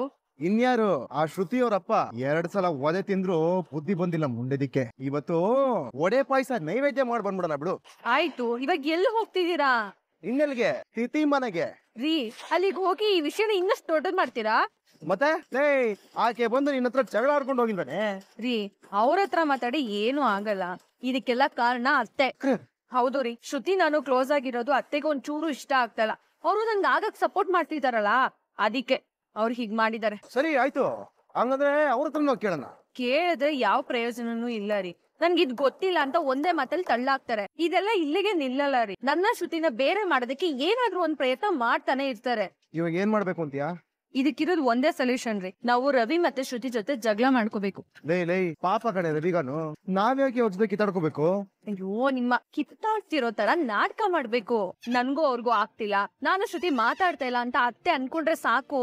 ಆಮೇಲೆ ಅವ್ರು ನಮ್ಮನ್ನ ದೂರ ಮಾಡೋ ಪ್ರಯತ್ನ ಯಾವ್ದು ಮಾಡಲ್ಲ. ಇದನ್ನ ಹೀಗೆ ಬಿಟ್ರೆ ನಿಜವಾಗ್ಲೂ ನಾನು ಅವ್ರು ಕಿತ್ತಾಡೋ ತರ ಮಾಡ್ಬಿಡ್ತಾರತ್ತೆ. ಮೀನಾ, ಇಲ್ಲಿ ಸಕ್ರೆ 4 ಮಾತು ಕೇಳಿದ್ರೆ ಅವರೇ ಸುಮ್ನಾಗ್ತಾರೆ. ಇದಕ್ಕೆಲ್ಲ ಯಾಕೆ ಇಷ್ಟೊಂದು ದೊಡ್ಡ ಸೀನ್ ಮಾಡೋದು? ನಾವ್ ಹೀಗೆಲ್ಲ ಮಾಡಿದ್ರೆ ಅತ್ತೆ ಫುಲ್ಲು ಖುಷಿಯಾಗಿ ಮುಂದೆ ಯಾವ್ದೇ ರೀತಿ ತೊಂದರೆ ಕೊಡದಲ್ಲಿ ಸುಮ್ನೆ ಇರ್ತಾರೆ. ಹಂಗ ಹೇಳ್ತೀಯ? ಊರಿ ಸರಿ ಆಯ್ತು, ನೀನ್ ಹೇಳ್ದಂಗೆ ಮಾಡೋಣ. ಆದ್ರೆ ಸೋನ್ ಪಾಪುಡಿ ಅವ್ರ ಅಮ್ಮ ಬಂದು ಬೀದಿಲಿ ನಿಂತ್ಕೊಂಡು ನಿನಗ್ ಬೈದೋಗಿರೋದನ್ನ ನಾನು ಯಾವತ್ತೂ ಮರ್ಯಾದಿಲ್ಲ ಕಣೆ. ವಾಪಸ್ ಕೊಡ್ತೀನಿ, ನೋಡ್ತಾರೋ. ಅವ್ರ ಬಗ್ಗೆ ಬಿಟ್ಟಾಕ್ರಿ. ಈಗ ನಾವ್ ಅನ್ಕೊಂಡಂಗ್ ಮಾಡೋಣ. ಮೊದ್ಲು ಶ್ರುತಿಗ್ ಫೋನ್ ಮಾಡಿ ವಿಷಯ ಹೇಳ್ತೀನಿ. ಸೂರ್ಯ, ನೀನ್ ಹಿಂಗೆ ಮಾತಾಡ್ತಾ ಇದ್ರೆ ನಾನ್ ಸುಮ್ಮನೆ ಇರಲ್ಲ ಕಣೋ. ನಾನು ಸುಮ್ಮನೆ ಶ್ರುತಿ ಅವ್ರ ಅಮ್ಮ ಮೀನಂಗೆ ಬಾಯ್ ಬಂದ ಮಾತಾಡ ಸುಮ್ಮನೆ ಬಿಟ್ಬಿಡ್ತೀವ? ಓ ಏನೋ ನಮ್ಮ ಅಮ್ಮನ ಬಗ್ಗೆ ಮಾತಾಡಿದ್ರೆ ಸರಿ ಇರಲ್ಲ ಹೇಳ್ತಾ ಇದೀನಿ. ನೀನೇ ಮಾತಾಡ್ತಿದ್ದು? ಮಾತಾಡ್ತೀನಿ ನಾನು ಇಷ್ಟ ಬಂದಾಗ ಮಾತಾಡ್ತೀನಿ. ಆಗ ನಾನು ಮರ್ಯಾದೆಯಲ್ಲೇ ಮಾತಾಡ್ಬೇಕಾಗತ್ತೆ. ಹುಷಾರ್, ನೀವೇನೇನೋ ಮಾತಾಡ್ತಿದ್ರೆ ನಾನು ಕೇಳ್ಕೊಂಡು ಸುಮ್ನೆ ಇದ್ಬಿಡ್ಬೇಕಾ? ಓಹೋ, ಏನ್ ಮಾಡ್ತೀರಾ? ನಿಮ್ಮಮ್ಮ ಬಂದು ನನ್ನ ಹತ್ರ ಯಾಕೆ ಕೂಗಾಡ್ಬೇಕು? ಅದನ್ನ ಅವ್ರ ಹತ್ರನೇ ಹೋಗಿ ಕೇಳಿ. ಅವರೇ ನನ್ನ ಹತ್ರ ಬಂದ್ ಕೇಳಿದ್ರು, ನೀವ್ ಹೋಗಿ ಹೇಳಿದ್ರಂತೆ. ಏನು ನಾನ್ ಹೇಳಿದ್ರೆ ನೀವೆಲ್ಲಾ ಕೇಳ್ತೀರಂತೆ? ನಿಮ್ಗೆ ಕೆಟ್ಟ ಹೆಸರು ಬಂದಿರೋದು ನನ್ನಿಂದಾನೆ ಅಂತ. ಅದನ್ನ ಅವರು ನಾರ್ಮಲ್ ಆಗಿ ಕೇಳಿರ್ತಾರಪ್ಪ. ನಾರ್ಮಲ್ ಆಗಿ ಕೇಳಿಸ್ತಾರಪ್ಪ. ಏನು ಹೇಳ್ಬೇಕು? ನಾರ್ಮಲ್ ಅದ ಏನು ಅದಂಗೇನು? ಹೌದಾ ಕಾಣಮ್ಮ, ನಿಮ್ಮ ಮನೆ ಏನಿದು ಇನ್ನು ಏನೇನೋ ಹೇಳಿದ ಗೊತ್ತಾ ಮೀನನ್ ಬಗ್ಗೆ? ನಾವು ನಿಮ್ಮನ್ನ ಹಾಳು ಮಾಡ್ತಾ ಇದೀವಂತೆ, ನಿಮ್ಮನ್ನ ಮನೆ ಬಿಟ್ಟು ಆಚೆ ಹಾಕೋದಕ್ಕೆ ಪ್ಲಾನ್ ಮಾಡ್ತಾ ಇದೀವಂತೆ. ನಿಮ್ಮಮ್ಮ ಎಲ್ಲ ಹೇಳಿದ್ರು. ಅದಕ್ಕೆ ಶ್ರುತಿ ಹತ್ರ ಬಂದು ಕೇಳಿದ್ರೆ ಈ ಮೈಕಮ್ಮನೆ ಕಣೋ ಹೋಗಿ ಎಲ್ಲ ಹರಿಕತೆ ಕೂತಿರೋದು. ಕೊಯ್ಯ ಕಮ್ ಗೊಗಯ್ಯ. ಹೌದು ಈ ಕಡೆ ಹೋಗಿ ನನ್ ಬಗ್ಗೆ ತಪ್ಪಾಗಿ ಹೇಳಿರೋದು ನೋಡಿ. ಅದಕ್ಕೆ ಶ್ರುತಿ ಹಂಗೆಲ್ಲ ಮಾಡಲ್ಲ. ಈಗ ಯಾರು ನಂಬೋದಕ್ಕಾಗಲ್ಲ. ಇವ್ರೆ ಹೋಗಿ ಹೇಳಿರ್ಬೋದು. ನನ್ನ ನಂಬಿ ಅಂತ ನಾನ್ ಯಾರನ್ನೂ ಕೇಳಿವೆ. ನಾನ್ ಹೇಳಿಲ್ಲ ಮತ್ತೆ. ನೋಡೋದಿಕ್ಕೆ ಈ ಮೈಕಮ್ಮ ರಸಗುಲ್ಲ ತರ ಇದ್ರು, ಮಾಡೋ ಕೆಲ್ಸ ಎಲ್ಲ ಕುಲಾನೆ. ನಾನು ಏನ್ ಹೇಳ್ಕೊಟ್ಟಿಲ್ವಲ್ಲ. ಅವ್ನು ಓನ್ ಡೈಲಾಗ್ ಹಾಕೊಂಡಿದ್ದೆ, ಬಿಟ್ಬಿಡು. ಸುದ್ದಿ ಬಗ್ಗೆ ಹಾಗಾದ್ರೆ ಮಾತಾಡಿದ್ರೆ ನಾನ್ ಸುಮ್ಮನೆ ಇಲ್ಲ ಕಣೋ. ಮಾತಾಡ್ತೀನಿ ಕಣ, ನೀನ್ ಯಾರ ಮಾಡ್ತೀಯಾ? ಏನೋ ನೋಡ್ತೀಯಾ? ಕೊಟ್ಲಾ ನಿನ್ಗೆ? ಓ ಕೊಡ್ತೀಯಾ ನಾನೇ ನೋಡ್ಕೊಂಡು ಸುಮ್ಮನೆ ಇರಲ್ಲ. ಏನ್ ನೋಡ್ಕೊಂಡು ಸುಮ್ಮನೆ ನೀನು? ಕೈ ಕೊಡ್ತೀನಿ ನಿಂದು. ನಿಮ್ ರೌಡಿ ಸಮೇತ ಹೊರಗಡೆ ಇಟ್ಕೊಳ್ಳಿ, ನಮ್ಮ ಹತ್ರ ಎಲ್ಲ ನಡೆಯಲ್ಲ. ನನ್ ಗಂಟನ್ ಯಾಕೆ ರೌಡಿ ಅಂತ ಹೇಳ್ತಿದ್ದೀರಾ ನೀವು? ಯಾರ ಕೇಳಕ್ ಬಂದವರೆಲ್ಲ ರೌಡಿಗಳ? ಸಾಕು ಕೊನೆ ಮಾಡ್ಬಿಡೋಣ. ಬೇಬಿ ಫೈನಲ್ ಟಚ್ ಇದೆ, ಸ್ವಲ್ಪ ವೇಟ್ ಮಾಡಿ. ನೀನವ್ರೆ ನಂದೇ ತಪ್ಪು. ಈ ಮನೇಲಿ ಏನೇ ಆದ್ರೂ ನೀವು ಸಪೋರ್ಟ್ ಮಾಡ್ತಿದ್ದಲ್ಲ, ಅದು ನನ್ ತಪ್ಪು. ನಾನು ಕೂಡ ನಿಮಗ್ ಸಪೋರ್ಟ್ ಮಾಡ್ತಿದ್ದಲ್ಲ, ನನ್ ತಪ್ಪು. ನೀವೇನು ಅಂತ ನನ್ಗೆ ಈಗ ಗೊತ್ತಾಗ್ತಾ ಇದೆ. ಗೊತ್ತಾಯ್ತಲ್ವಾ? ಇಲ್ಲಿಂದ ನನ್ನಿಂದ ದೂರ ಇರಿ. ನಿಮ್ಮಮ್ಮ ನನ್ಗೆ 2 ಮುದ್ದೆ ರೋಡಲ್ಲಿ ಬಂದು ಅವಮಾನ ಮಾಡಿದ್ದಾರೆ. ಈ ಮುಂದೆ ನಿನ್ ಸವಾಸನೆ ಬೇಡ ನನ್ಗೆ. ಕರೆಕ್ಟ್ ಹೇಳೋದು ಮೀನಾ, ಇನ್ ಮುಂದೆ ಮಾತಾಡಬಹುದು. ನಿಮ್ ಹತ್ರ ಮಾತಾಡ್ಲಿಲ್ಲ ಅಂದ್ರೆ ನನಗೆ ಲಾಸ್ ಇಲ್ಲ ಕಣ್ರಿ. ನನ್ಗೂ ಲಾಸ್ ಏನು ಇಲ್ಲ. ನಾನು ನಿಮ್ ಹತ್ರ ಮಾತಾಡೋದು ಇಲ್ಲ. ನನ್ನ ಹತ್ರ ಮಾತಾಡಬೇಡಿ. ಕರೆಕ್ಟ್ ಆಗಿದ್ರೆ ಮೀನಾ, ಇವ್ರ ಹತ್ರ ಮಾತಾಡೋದೇ ಬೇಡ. ನೀನು ಅಷ್ಟೇ ಶ್ರುತಿ, ಇವ್ರ ಹತ್ರ ಮಾತಾಡೋದೇ ಬೇಡ. ಒಂದ್ ಒಳ್ಳೆ ಡಿಸ್ಟೆನ್ಸ್ ಮೇಂಟೈನ್ ಮಾಡೋಣ. ನಾನಿನ್ ನನ್ನ ಲೈಫ್ ಅವ್ರ ಜೊತೆ ಮಾತಾಡೋದಪ್ಪ. ನೀ ಸುಮ್ನೆ ಇಷ್ಟ ಆಯ್ತಪ್ಪ. ಅಕ್ಕಡೆ ನಮ್ಸೋದಕ್ಕೆ ನಾವ್ ಆಡಿದ ಜಗಳ ನಾಟಕನಪ್ಪ ಇದು. ಏನು ವಿಚಿತ್ರನಪ್ಪ. ಎಲ್ಲಾರ ಮೊದ್ಲು ದೊಡ್ಡವ್ರು ಸಂತೋಷವಾಗಿರ್ಲಿ ಅಂತ ಎಷ್ಟೇ ಮನಸ್ತಾಪ ಇದ್ರು ಚಿಕ್ಕವರು ತಾವು ಚೆನ್ನಾಗಿರೋವಾಗ ನಾಟಕ ಮಾಡ್ತಾರೆ. ಆದ್ರೆ ಇಲ್ಲಿ ದೊಡ್ಡವರು ಸಂತೋಷ ಸಿಗ್ಲಿ ಅಂತ ಚೆನ್ನಾಗಿರೋ ಮಕ್ಕಳು ಕಿತ್ತಾಡೋ ನಾಟಕ ಮಾಡ್ತಿದ್ದಾರೆ. ಏನಾಣೆ ಬರೋಣ, ಏನಪ್ಪ ಮಾಡೋದು? ಎಲ್ಲಾ ಕರ್ಮಗಳು. ನಾವೇನಾದ್ರೂ ಹಿಂಗ್ ಮಾಡದೆ ಹೋಗಿದ್ರೆ ಸಕ್ಕರೆ ಹೋಗಿ ಆ ಸೋನ್ಪಾಪುಳಿ ಅವ್ರ ಅಮ್ಮನ ಹತ್ರ ಮತ್ತೆ ಏನೇನೇನೋ ಹೇಳಿ ಫಿಟ್ಟಿಂಗ್ ಇಡ್ತಾ ಇದ್ರು. ಅದನ್ನ ಕೇಳಿಸ್ಕೊಂಡು ಅವ್ರ ಅಮ್ಮ ಬಂದು ಮೀನನ್ಗೆ ಬೈತಾ ಇದ್ರು. ಆಮೇಲೆ ನಾನ್ ಕೇಳಿಸ್ಕೊಂಡು ನಾನ್ BP ರೈಸ್ ಆಗಿ ಕೂಗಾಡ್ತಿದ್ದೆ. ಇದೆಲ್ಲ ಬೇಕೇನಪ್ಪ? ಅದಕ್ಕೆ ಹಿಂಗ್ ನಾಟಕ ಆಡಿ ಎಲ್ಲ ಸರಿ ಮಾಡ್ಬಿಟ್ವಿ. ಈಗ ನೋಡು, ಏನು ಆಗಿಲ್ಲ. ಸಕ್ಕರೆನು ಫುಲ್ ಖುಷು, ನಾವು ದಿಲ್ ಖುಷು. ನಿಜ ಕಣ. ಹಾಳಾದ ಮುಖದಲ್ಲಿ ಒಂದ್ ಚಂಬುಗೆ ಹಾಲು ಕುಡಿದಷ್ಟು ಖುಷಿ ಆಗ್ತಾ ಇತ್ತು. ಯಾಕಂದ್ರೆ ಎಲ್ಲಾದ್ರೂ ಮನೆ ಮಕ್ಕಳು ಜಗಳ ಮಾಡ್ತಾ ಇದ್ರೆ, ಕಿತ್ತಾಡ್ತಾ ಇದ್ರೆ ಅಷ್ಟೊಂದು ಸಂತೋಷ ಪಡೋ ತಾಯಿ ನೋಡಿದ್ಯೇನ? ಆದ್ರೆ ಇಲ್ಲಿ ಇವಳು ಮಕ್ಕಳು ಜಗಳ ನೋಡಿ ಸಂತೋಷ ಪಡುವಂತ ದೌರ್ಭಾಗ್ಯ ನಮ್ದು. ಯಾವತ್ತಾದ್ರೂ ಇವಳು ಬದಲಾಗ್ತಾಳೇನ? ಇಲ್ಲಪ್ಪ, ಚಾನ್ಸೇ ಇಲ್ಲ. ಹಾಗಂತ ಅವಳಿಗೋಸ್ಕರ ಜೀವನ ಪೂರ್ತಿ ಹಿಂಗ್ ಕಿತ್ತಾಡ್ಕೊಂಡೇ ಇರ್ತೀರೇನೋ? ಏನ್ ಮಾಡಿದಪ್ಪ, ಬೇರೆ ಆಪ್ಷನ್ ಇಲ್ಲ. ಏನೋ ಮಾಡಿ. ಆದ್ರೆ ಅತಿ ಬುದ್ಧಿವಂತಿಕೆಯಿಂದ ಏನೋ ಮಾಡ್ತೀನಿ ಅಂತ ಹೋಗಿ ಇನ್ನೊಂದು ಹೊಸ ಸಮಸ್ಯೆನ ಮೈ ಮೇಲೆ ಎಳ್ಕೋಬೇಡಿ. ಅಪ್ಪ ಏನೂ ಆಗೋದಿಲ್ಲ, ಆಯ್ತಾ? ನಿಂಗೆ ಯಾವುದೇ ಕಾರಣಕ್ಕೂ ಟೆನ್ಷನ್ ಮಾಡಿ. ಸರಿನಪ್ಪ, ಇದು ಎಲ್ಲಿಗೆ ಹೋಗಿ ನಿಲ್ಲುತ್ತೋ ನೋಡೋಣ. ಆ ದೇವ್ರು ನಿಮ್ಮ ಒಳ್ಳೆ ಬುದ್ಧಿ ಕೊಟ್ರೆ ಸಾಕು. ಅಯ್ಯೋ ಸುಮ್ಮನೆಪ್ಪ, ಪಾಪ ದೇವ್ರಿಗೆ ಆಲ್ರೆಡಿ ಬೇಚಾನ್ ಕೆಲಸ ಇದೆ. ಇಷ್ಟೊಂದು ವರ್ಕ್ ಲೋಡ್ ಜಾಸ್ತಿ ಆಗೋಯ್ತು ಅಂತ ಆಮೇಲೆ ನಮ್ಮ ಮನೆ ಕಡೆ ಕಾಲೇ ಹಿಡದಿಲ್ಲ ದೇವ್ರು. ಹೋಲಿ ಬಿಡು, ನೀನೇನ್ ಟೆನ್ಷನ್ ಮಾಡ್ಕೋಬೇಡ. ಎಲ್ಲ ಕಾಲ ಕ್ರಮೇಣ ಎಲ್ಲ ಸರಿ ಹೋಗತ್ತೆ, ಆಯ್ತಾ? ಹೋಗು, ಕಾಫಿ ಗೀಫಿ ಏನಾದ್ರು ಕುಡಿ. ನಾನು ಕೆಲಸ ಇದೆ, ಮುಗಿಸ್ಕೊಂಡ್ ಬರ್ತೀನಿ. ಸರಿ, ಹುಷಾರ್ ಕಣೋ. ಹೋಗಪ್ಪ. ಹೌದು, ನೀವು ಗಮನಿಸುವಿರಿ ಸಹ, ಅದು ನೀವು ಆಗಿರಬಹುದು. ಪರೀಕ್ಷೆಗೆ ಕೆಲವೇ ದಿನಗಳ ಮೊದಲು, 1 ದಿನ ಮೊದಲು ಓದಿ ಅಥವಾ 2 ದಿನಗಳ ಮೊದಲು ಓದಿ ಮತ್ತು ಅಂಕಗಳು ಟಾಪರ್ ವಿದ್ಯಾರ್ಥಿಗೆ. ಅವರು ಅದನ್ನು ಸಮಾನವಾಗಿ ತರುತ್ತಾರೆ. ಆದರೆ ನಿಮಗೆ ಏನು ಗೊತ್ತು? ಇದು ಹೇಗೆ ಸಾಧ್ಯ? ಏಕೆಂದರೆ ವಿದ್ಯಾರ್ಥಿಗಳು ಬುದ್ಧಿವಂತಿಕೆಯಿಂದ ಅಧ್ಯಯನ ಮಾಡುತ್ತಾರೆ. ಈಗ ನೀವು ಬುದ್ಧಿವಂತಿಕೆಯಿಂದ ಯೋಚಿಸುತ್ತಿರಬಹುದು, ಇಂದು ನಾನು ನಿಮ್ಮೊಂದಿಗೆ ಹೇಗೆ ಅಧ್ಯಯನ ಮಾಡಬೇಕೆಂದು ಹಂಚಿಕೊಳ್ಳುತ್ತಿದ್ದೇನೆ. ಈ ವಿಡಿಯೋದಲ್ಲಿ ನಾನು ಈ ವಿಡಿಯೋವನ್ನು ಮಾಡುತ್ತಿರುವುದು, ನಾನು ನಿಮಗೆ 5 ಹಂತಗಳನ್ನು ಹೇಳುತ್ತೇನೆ. ನೀವು ದಶರಥರಟ್ನಲ್ಲಿ ಗೊಂದಲಮಯ ವಿಡಿಯೋಗಳನ್ನು ನೋಡಿದ್ದೀರಿ. ಈ ವಿಡಿಯೋದಲ್ಲಿ ನಿಮ್ಮ ಮೆದುಳಿನ ಮೇಲೆ ಒತ್ತಡ ಹೇರಬೇಡಿ. 5 ಹಂತಗಳನ್ನು ಅನುಸರಿಸಿ. ನಿಮ್ಮ ಅಂಕಗಳು ಸ್ವಯಂಚಾಲಿತವಾಗಿ ಹೆಚ್ಚಾಗುತ್ತವೆ ಮತ್ತು ನೀವು ನಿಮ್ಮ ತರಗತಿಯಲ್ಲಿ ಟಾಪರ್ ಕೂಡ. ಇದು ಸುಲಭವಾಗಬಹುದು ಮತ್ತು ಕಡಿಮೆ ಸಮಯ ತೆಗೆದುಕೊಳ್ಳಬಹುದು. ಸಲಹೆ ಸಂಖ್ಯೆ 1 ನಿಮ್ಮ ಮುಂದಿದೆ. ಈ ಕುತೂಹಲಕಾರಿ ಕಥೆಯ ಬಗ್ಗೆ ಒಮ್ಮೆ ಶಾಲಾ ಶಿಕ್ಷಕರಾಗಿದ್ದೀರಿ ಎಂದು ತಿಳಿಯಿರಿ. ಅವನು ತರಗತಿಗೆ ಪ್ರವೇಶಿಸುತ್ತಾನೆ. ಕಪ್ಪು ಹಲಗೆಯ ಮೇಲೆ ಕಠಿಣ ಪ್ರಶ್ನೆ ಕೇಳಿ ಬನ್ನಿ. ಅವರು ಮೇಲೆ ಬರೆಯುತ್ತಾರೆ ಮತ್ತು ಅದು ಯಾವ ರೀತಿಯ ಪ್ರಶ್ನೆ? ಅಂದರೆ ಆ ಪ್ರಶ್ನೆಯನ್ನು ತರಗತಿಯಲ್ಲಿ ಒಮ್ಮೆ ಮಾತ್ರ ಕೇಳಲಾಗಿದೆ. ವಿದ್ಯಾರ್ಥಿಯೂ ಸಹ ಅನ್ನು ಪರಿಹರಿಸಲು ಸಾಧ್ಯವಿಲ್ಲ. ಎಲ್ಲಾ ವಿದ್ಯಾರ್ಥಿಗಳು ನಿಮಿಷಗಳಲ್ಲಿ ಪರಿಹರಿಸಿದರು. ಅವರು ಅದನ್ನು ಮಾಡಲು ಪ್ರಯತ್ನಿಸುತ್ತಿದ್ದಾರೆ. ಆದರೆ 1 ನಿಮಿಷಗಳು ಸಹ ಪರಿಹರಿಸಲು ಸಾಧ್ಯವಾಗುವುದಿಲ್ಲ. ನಂತರ ಶಿಕ್ಷಕರು ಹೇಳಿದರು. ತರಗತಿಯಲ್ಲಿ 2 ಟಾಪರ್ಗಳು. ಅವನು ವಿದ್ಯಾರ್ಥಿಗಳನ್ನು ಮುಂದೆ ಕರೆಯುತ್ತಾನೆ. ಆಗ ಶಿಕ್ಷಕರು ಅವರಿಗೆ ಸರಿ ಎಂದು ಹೇಳುತ್ತಾರೆ. ಈ ಕಠಿಣ ಪ್ರಶ್ನೆಯನ್ನು ನಿಮ್ಮೊಂದಿಗೆ ಪರಿಹರಿಸುವುದು ಅದು ಆಗಲಿಲ್ಲ. ನಿಮ್ಮ ಸಮಸ್ಯೆ ಏನು? ನಿಮ್ಮಿಬ್ಬರಿಗೂ ನನ್ನಲ್ಲಿ ಒಂದು ಸರಳ ಪ್ರಶ್ನೆ ಇದೆ. ನಾನು ಅದನ್ನು ಈಗ ನಿನಗೆ ಕೊಡುತ್ತೇನೆ. ನೀನು ಅದನ್ನು ಪರಿಹರಿಸಬಹುದು. ಈಗ ಆ ಟಾಪರ್ ಮಾಡಲು ಪ್ರಯತ್ನಿಸಿ. ವಿದ್ಯಾರ್ಥಿಗಳು ಅದನ್ನು ಪರಿಹರಿಸಲು ಪ್ರಯತ್ನಿಸುತ್ತಾರೆ. ಅವರು ಮಾಡುತ್ತಾರೆ, ಆದರೆ ಅವರು ಅಷ್ಟು ಸುಲಭವಾದ ಪ್ರಶ್ನೆಗೆ ಉತ್ತರಿಸುವುದಿಲ್ಲ. ಈಗ ಅವರು ಅದನ್ನು ಪರಿಹರಿಸಲು ಸಹ ಸಾಧ್ಯವಿಲ್ಲ. ಇಬ್ಬರೂ ನಿರಾಶೆಗೊಂಡರು. ಮತ್ತೆ ಬೆಂಚಿಗೆ ಹೋಗಿ ಕುಳಿತುಕೊಳ್ಳಿ. ಶಿಕ್ಷಕರು ಈಗ ಏನು ಮಾಡಲಿದ್ದಾರೆ? ಅದು ಕಷ್ಟ. ಯಾವುದೇ ಪ್ರಶ್ನೆ ಬಂದರೂ ತರಗತಿಯವರು ಅದನ್ನು ತರೆಯುತ್ತಾರೆ. ಅದನ್ನು ಬೋರ್ಡ್ನಲ್ಲಿ ಪರಿಹರಿಸಿ ಮತ್ತು ಎಲ್ಲರೊಂದಿಗೆ ಹಂಚಿಕೊಳ್ಳಿ. ಅವರು ವಿವರಿಸುತ್ತಾರೆ.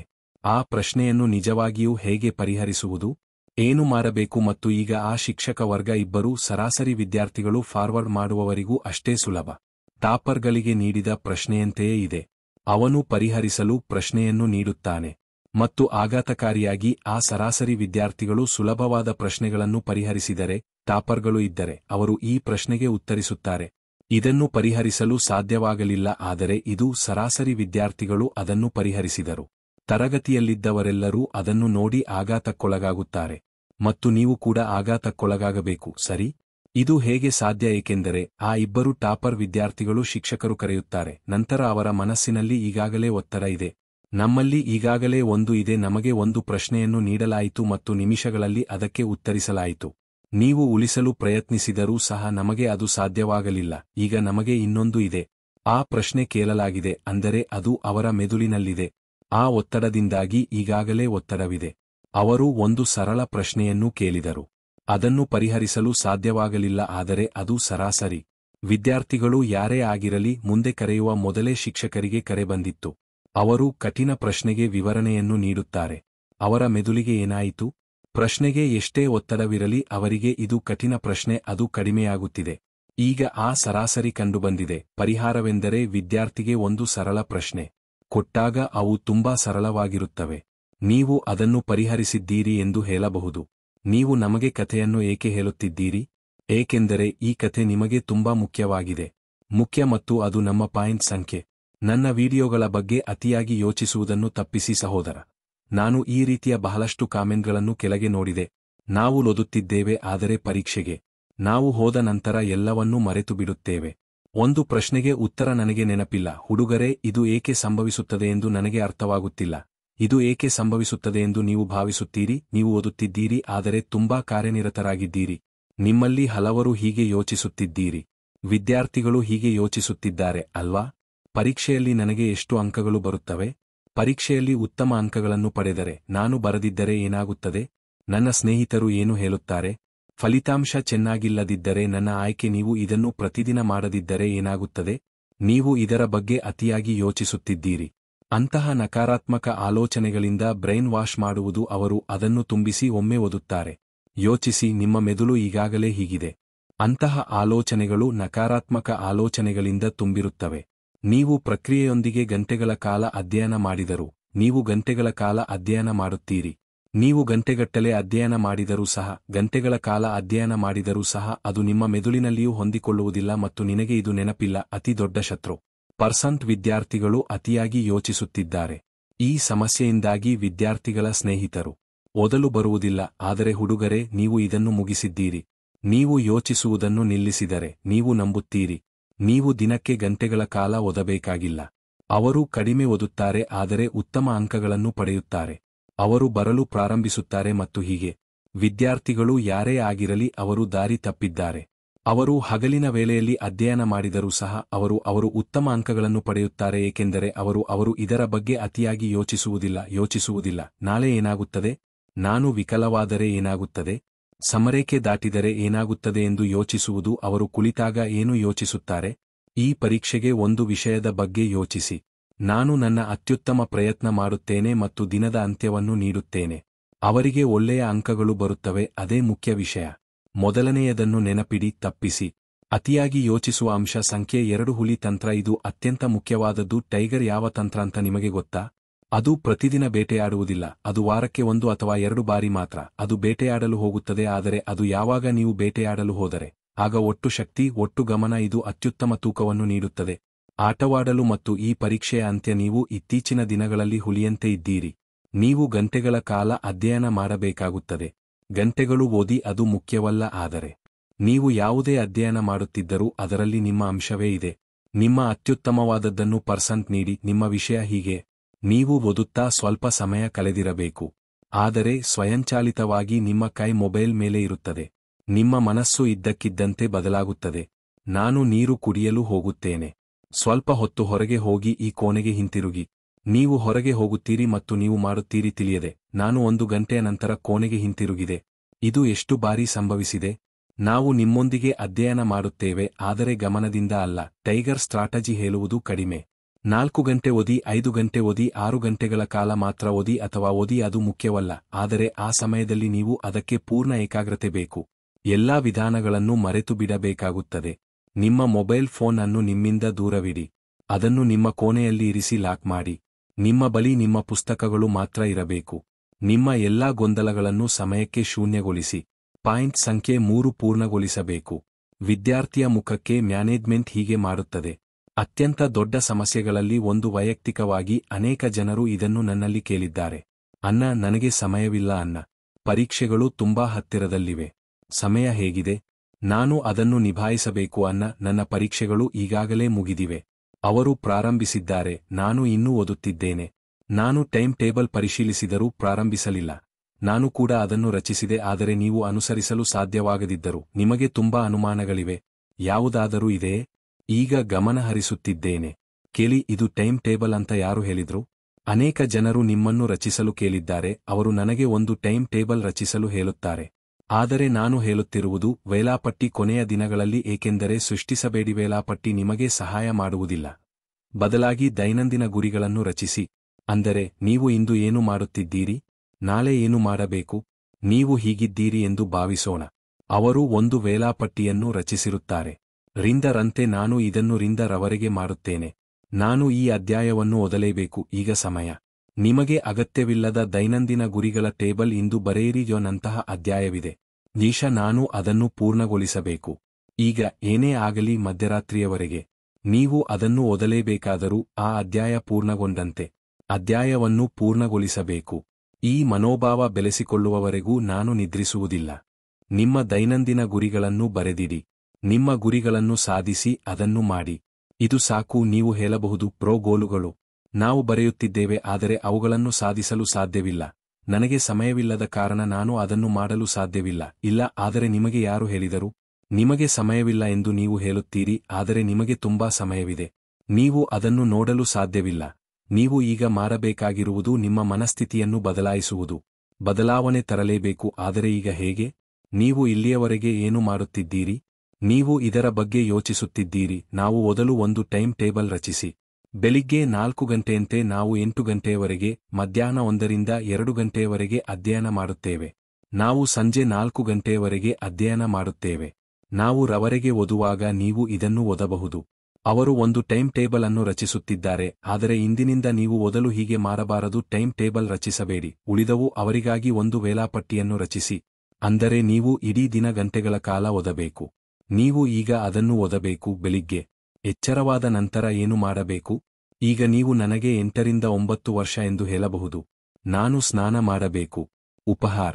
ಈಗ ಏನು ಮಾಡಬೇಕೆಂದು ನೀವು ಯೋಚಿಸುತ್ತೀರಿ? ನೀವು ಏನು ಮಾಡಬೇಕೆಂದಿದ್ದೀರೋ ಅದಕ್ಕೆ ಒಂದು ಟೈಮ್ ಟೇಬಲ್ ಹಾಕಿಕೊಳ್ಳಿ. ಆಟವಾಡಲು ಹೊರಗೆ ಹೋಗಿ ಸುತ್ತಾಡಿ. ನಿಮ್ಮ ಫೋನ್ನಲ್ಲಿ ಆಟವಾಡಲು ಸಮಯವನ್ನು ನಿಗದಿಪಡಿಸಿ. ಸಮಯವನ್ನು ಹೊಂದಿಸಿ ಮತ್ತು ನಿಮ್ಮ ಮೊಬೈಲ್ ಬಳಸಿ. ಅದನ್ನು ಮಾಡಲು ಸಮಯವನ್ನು ನಿಗದಿಪಡಿಸಿ, ಆದರೆ ಓದಲು ಸಮಯ ನಿಗದಿಪಡಿಸಬೇಡಿ. ನಾವು ಇಲ್ಲಿ ಮಾಡುತ್ತಿರುವುದು ನಮ್ಮ ಮೆದುಳು. ನಾವು ಮನೋವಿಜ್ಞಾನವನ್ನು ಬದಲಾಯಿಸುತ್ತಿದ್ದೇವೆ, ಏಕೆಂದರೆ ಅಧ್ಯಯನ ಮಾಡಲು ನಿಮ್ಮ ಬಳಿ ಒಂದು ವೇಳಾಪಟ್ಟಿ ಇದ್ದಾಗ ನೀವು ಅದನ್ನು ಹೊಂದಿಸಿದರೆ ನೀವು ಮಧ್ಯದಲ್ಲಿದ್ದೀರಿ. ವಿರಾಮ ತೆಗೆದುಕೊಳ್ಳಿ. ಆ ವಿರಾಮವು 1 ಗಂಟೆಯಾದರೂ ಅದು ಪೂರ್ಣಗೊಳ್ಳುವುದಿಲ್ಲ. ನೀವು ಸಮಯವನ್ನು ನಿಗದಿಪಡಿಸಿದಾಗ 1 ಗಂಟೆಯಂತೆ ನಾನು ನನ್ನ ಫೋನ್ ಅನ್ನು 2 ಗಂಟೆಗಳ ಕಾಲ ಬಳಸುತ್ತೇನೆ. ನಾನು ಹೊರಗೆ ಆಟವಾಡುತ್ತೇನೆ, ಆದರೆ ಉಳಿದ ಸಮಯ ಏನು? ಅದನ್ನು ಮಾಡಿ ಓದಿ ಅಷ್ಟೇ. ಬೇರೆ ಆಯ್ಕೆಯಿಲ್ಲ. ನನ್ನನ್ನು ನಂಬಿರಿ ಹುಡುಗರೆ. ದಯವಿಟ್ಟು ಇದನ್ನು ಅನುಸರಿಸಿ, ನೀವು ಸಾಧಿಸಬಹುದು ಎಲ್ಲವೂ. ಪಾಯಿಂಟ್ ನಂಬರ್ 4, ಗುಣಮಟ್ಟ ಗ್ರೇಟರ್ ದ್ಯಾನ್ ಕ್ವಾಂಟಿಟಿ ಎಲ್ಲರಿಗೂ ಇಲ್ಲಿದೆ. ನಾವೆಲ್ಲರೂ ದೊಡ್ಡ ತಪ್ಪು ಮಾಡುತ್ತಿದ್ದೇವೆ. ನಾವು ಓದಲು ಪ್ರಯತ್ನಿಸುತ್ತಲೇ ಇರುತ್ತೇವೆ. ಮೆದುಳು ಒಂದು ಯಂತ್ರದಂತೆ ತೋರುತ್ತದೆ. ಪರೀಕ್ಷೆಗೆ ಒಂದು ದಿನ ನಾನು ಎಲ್ಲವನ್ನೂ ಭರ್ತಿ ಮಾಡುತ್ತೇನೆ. ಮೊದಲು ದಶರಥರಟನಲ್ಲಿ ಎಲ್ಲವನ್ನೂ ಓದಿ. ನಾನು ವಿಡಿಯೋಗಳನ್ನು ನೋಡುತ್ತೇನೆ ಮತ್ತು ಟಿಪ್ಪಣಿಗಳನ್ನು ಓದುತ್ತೇನೆ. ನಾನು ಅದನ್ನು ಮಾಡುತ್ತೇನೆ, ಆದರೆ ಯಾವಾಗ ನೀವು ಓದಲು ಕುಳಿತಾಗ ಎಲ್ಲವೂ ಮೆದುಳಿನಲ್ಲಿ ಸಂಗ್ರಹವಾಗಿದೆ ಮತ್ತು ಒಮ್ಮೆಲೆ ನಿಮ್ಮ ಮೆದುಳು ಸ್ಫೋಟಗೊಳ್ಳುತ್ತದೆ. ಇದು ಮರುದಿನದ ಪರೀಕ್ಷೆಗೆ ಕೆಲಸ ಮಾಡುತ್ತದೆ. ನೀವು ಹೋದರೆ ಒಂದೇ ಒಂದು ಉತ್ತರ ಬರೆಯಲು ಸಾಧ್ಯವಾಗುವುದಿಲ್ಲ, ಏಕೆಂದರೆ ಇಲ್ಲಿ ಕಠಿಣ ಪರಿಶ್ರಮ ಮುಖ್ಯವಲ್ಲ. ನೀವು ಇಲ್ಲಿ ಬುದ್ಧಿವಂತಿಕೆಯಿಂದ ಕೆಲಸ ಮಾಡಬೇಕು. ಅದು ಆಗುತ್ತದೆ ಹುಡುಗರೆ. ಊಹಿಸಿ ನೋಡಿ, ನಿಮ್ಮ ಪರೀಕ್ಷೆಯಲ್ಲಿ ಅಧ್ಯಾಯಗಳು ಬರುತ್ತಿವೆ. ಹಾಗಾದರೆ ನೀವು ಅಧ್ಯಾಯಗಳನ್ನು ಓದಬೇಕಾಗಿಲ್ಲ. ಇವುಗಳಲ್ಲಿ 8 ಪ್ರಮುಖವಾದವುಗಳು. ಆ 8 ಅಧ್ಯಾಯಗಳನ್ನು ಮಾತ್ರ ಓದಿ. ಅಧ್ಯಾಯಗಳಿಗೆ ನೀವು ಹೇಗೆ ತಯಾರಿ ನಡೆಸಬೇಕು? ಅಂದರೆ ಅದರಿಂದ ಯಾವುದೇ ಪ್ರಶ್ನೆ ಬಂದರೂ ನೀವು ಅದಕ್ಕೆ ಉತ್ತರ ಸ್ವಯಂಚಾಲಿತವಾಗಿ ಮೆದುಳನ್ನು ಪ್ರವೇಶಿಸುತ್ತದೆ. ಅದಕ್ಕಾಗಿ ನಿಮಗೆ ಪರಿಷ್ಕರಣಾ ಸಹಾಯದ ಅಗತ್ಯವಿದೆ. ಈ 8 ಅಧ್ಯಾಯಗಳನ್ನು ಓದಿದ ನಂತರ ಏನಾಗುತ್ತದೆ? 9ನೇ ಅಧ್ಯಾಯ ಓದುವುದನ್ನು ನಿಲ್ಲಿಸಿ 8ನೇಯದನ್ನು ಓದಿ. ಅಧ್ಯಾಯಗಳನ್ನು ಮತ್ತೊಮ್ಮೆ ಪರಿಶೀಲಿಸಿ ಮತ್ತು ಗುಣಮಟ್ಟ ಯಾವಾಗಲೂ ಉತ್ತಮವಾಗಿರುತ್ತದೆ ಎಂಬುದನ್ನು ನೆನಪಿಡಿ. ನಂತರ ಪ್ರಮಾಣ ಸಂಖ್ಯೆ 5 ನಿಮ್ಮ ಕಾರಣವನ್ನು ನಿರ್ಧರಿಸುತ್ತದೆ. ಇದನ್ನು ಸ್ಪಷ್ಟಪಡಿಸಲು ನಾನು ನಿಮಗೆ ಒಂದು ಸಣ್ಣ ಕಥೆಯನ್ನು ಹೇಳುತ್ತೇನೆ ಮತ್ತು ಉದಾಹರಣೆಯೊಂದಿಗೆ ವಿವರಿಸಿ. ನಾನು ಅದನ್ನು ಮಾಡುತ್ತೇನೆ. ಊಹಿಸಿಕೊಳ್ಳಿ, ಕಟ್ಟಡಗಳಿವೆ. ಇದು ಕಟ್ಟಡ ಸಂಖ್ಯೆ 1 ಮತ್ತು ಇದು ಕಟ್ಟಡ ಸಂಖ್ಯೆ 2. ನೀವು ಕಟ್ಟಡ ನಂಬರ್ 1ನಲ್ಲಿದ್ದೀರಿ ಮತ್ತು 2ನೇ ಸಂಖ್ಯೆಯ ಕಟ್ಟಡದಲ್ಲಿ ಹಠಾತ್ ಬೆಂಕಿ ಅಪಘಾತ ಸಂಭವಿಸುತ್ತದೆ. ಈ ಪರಿಸ್ಥಿತಿಯಲ್ಲಿ ನೀವು ಒಂದು ಸಂಖ್ಯೆಯ ಅಡ್ಡ ಕಟ್ಟಡ, ನೀವು 2ನೇ ನಂಬರ್ ನಿರ್ಮಿಸಲು ಹೊರಟಿದ್ದೀರಾ? ಈಗ ನೀವು ಇದು ಮೂರ್ಖತನ ಎಂದು ಹೇಳಬಹುದು. ಪ್ರಶ್ನೆ ಏನೆಂದರೆ, ನಾವು ಬೆಂಕಿಗೆ ಏಕೆ ಹೋಗುತ್ತೇವೆ? ಅಪಘಾತ ಸಂಭವಿಸಿದ ಕಟ್ಟಡದೊಳಗೆ ನಾನು ನಿಮ್ಮ ಜೊತೆ ಹೀಗೆ ಇದ್ದಾಗ ನೀವು ಈಗ ಏನು ಮಾಡುತ್ತೀರಿ? ಅಲ್ಲಿಗೆ ಹೋಗಲು ನಾನು ನಿನಗೆ ಕೊಡುತ್ತೇನೆ. ನಂತರ ನೀವು ನನಗೆ ಬೀಗಗಳನ್ನು ಕೊಡುವುದಾಗಿ ಹೇಳುತ್ತೀರಿ. ಈಗ ಅವರು ಕೂಡ ಹೋಗುವುದು ಬೇಡ ಎನ್ನುತ್ತಾರೆ. ನಾನು ನಿಮಗೆ ಕೇವಲ ಬೀಗಗಳನ್ನು ನೀಡುತ್ತೇನೆ. ಹಾಗಾದರೆ ನೀವು ಏನು ಮಾಡುತ್ತೀರಿ? ಜೀವ ಮುಖ್ಯ, ನಾವು ನಮ್ಮ ಜೀವವನ್ನೇ ಪಣಕ್ಕಿಡುತ್ತೇವೆ. ಅವರು ಅದನ್ನು ಹಾಕಿಕೊಳ್ಳಬೇಡಿ ಎಂದು ಹೇಳುತ್ತಾರೆ. ಈಗ ಜಾಗರೂಕರಾಗಿರಿ. ಕೇಳಿ, ಕಟ್ಟಡವನ್ನು ಊಹಿಸಿಕೊಳ್ಳಿ. ನಿಮ್ಮ ಸಂಬಂಧಿಕರು 2ನೇ ಸ್ಥಾನದಲ್ಲಿದ್ದಾರೆ. ಕುಟುಂಬ ಸದಸ್ಯರಲ್ಲಿ ನಿಮ್ಮ ತಾಯಿ ಮತ್ತು ನಿಮ್ಮ ತಂದೆ ಇಲ್ಲಿರುವಾಗ ನೀವು ಏನು ಮಾಡುತ್ತಿದ್ದೀರಿ? ಈಗ ನೀವು ಖಂಡಿತವಾಗಿಯೂ ಮಾಡುತ್ತೀರಿ. ನಾನು ನಿಮಗೆ ಇಲ್ಲಿ ಹಣ ಕೊಡಬೇಕಾಗಿದೆ ಎಂದು ಅವರು ಹೇಳುತ್ತಾರೆ. ನೀವು ಆ ಕಟ್ಟಡವನ್ನು ನಿರ್ಮಿಸುವ ಅಗತ್ಯವಿಲ್ಲ. ಅವರು ನಿಮ್ಮ ಕಾರಣದಿಂದಾಗಿ ಮನೆಯೊಳಗೆ ಹೋಗುತ್ತಾರೆ, ನಿಮ್ಮ ಕುಟುಂಬಕ್ಕಾಗಿ, ನಿಮ್ಮ ಸಂಬಂಧಕ್ಕಾಗಿ. ಖಂಡಿತ. ನೀವು ಹೋಗುವ ಮೊದಲು ಈ ಪ್ರಕರಣದಲ್ಲಿ ಏನಾಯಿತು ಎಂದು ನಿಮಗೆ ತಿಳಿದಿದೆ. ಆದರೆ ನಾನು ನಿನ್ನ ಹೆಸರನ್ನು ಹೇಳಿದಾಗ ಕಟ್ಟಡವನ್ನು ತೆರವುಗೊಳಿಸಿ ಒಳಗೆ ಹೋದರು. ನಾನು ಹೋಗಲು ಕಾರಣ ಮತ್ತು ಹೇಗೆ ಎಂದು ಹೇಳಿದೆ. ಆದರೆ ನೀವು ಒಂದು ಕಾರಣವನ್ನು ಕಂಡುಕೊಂಡರೆ ಆಗ ನೀವು ತಕ್ಷಣ ಹೊರಟು ಹೋದಿರಿ. ಅದೇ ರೀತಿ ಅಧ್ಯಯನ ಮಾಡುವಾಗಲೂ ಸಹ ನೀವು ನಿಮ್ಮದನ್ನು ಬಳಸಬಹುದು. ಏಕೆ ಎಂಬುದನ್ನು ನಾವು ಸ್ಪಷ್ಟಪಡಿಸಬೇಕು. ನಮಗೆ ಓದಲು ಬರದಿದ್ದರೆ ನಮ್ಮ ದಾರಿ ಸ್ಪಷ್ಟವಾಗಿಲ್ಲ. ಆದ್ದರಿಂದ ನೀವು ತಪ್ಪನ್ನ ಪಾಸ್ ಮಾಡಲು % ಅಂಕಗಳನ್ನು ಪಡೆಯಬೇಕು. ಮಾಡಬೇಕು, ಜೆ ಕ್ರ್ಯಾಕ್ ಮಾಡಬೇಕು, ನೀಟ್ ಕ್ರ್ಯಾಕ್ ಮಾಡಬೇಕು. ನಾನು ಅದನ್ನು ಮಾಡಬೇಕು, ಆದರೆ ಏಕೆ ಎಂದು ನನಗೆ ತಿಳಿದಿಲ್ಲ. ಅದಕ್ಕಾಗಿಯೇ ನೀವು ಹುಡುಗರ ಮುಂದೆ ನಿಮ್ಮ ಕಾರಣವನ್ನು ಸ್ಪಷ್ಟಪಡಿಸಬೇಕು. ನಿಮ್ಮ ಇಚ್ಛೆಯಿದ್ದರೆ ಇಲ್ಲಿಯವರೆಗೆ ಮಾಡಿ. ಅದು ಸ್ಪಷ್ಟವಾಗಲು ನೀವು ಎಷ್ಟು ಸಮಯ ಕಾಯುತ್ತೀರಿ? ಓದಿದ ನಂತರವೂ ನಿಮ್ಮ ಪ್ರೇರಣೆ ಕಡಿಮೆಯಾಗುತ್ತಲೇ ಇರುತ್ತದೆ. ಇಂದು ಏನಾಗುತ್ತದೆ ಮತ್ತು ನೀವು ಏನು ಮಾಡುತ್ತೀರಿ? ಈ ವಿಡಿಯೋದ ಕೆಳಗೆ ಯೋಚಿಸಿ ಮತ್ತು ಕಾಮೆಂಟ್ ಮಾಡಿ.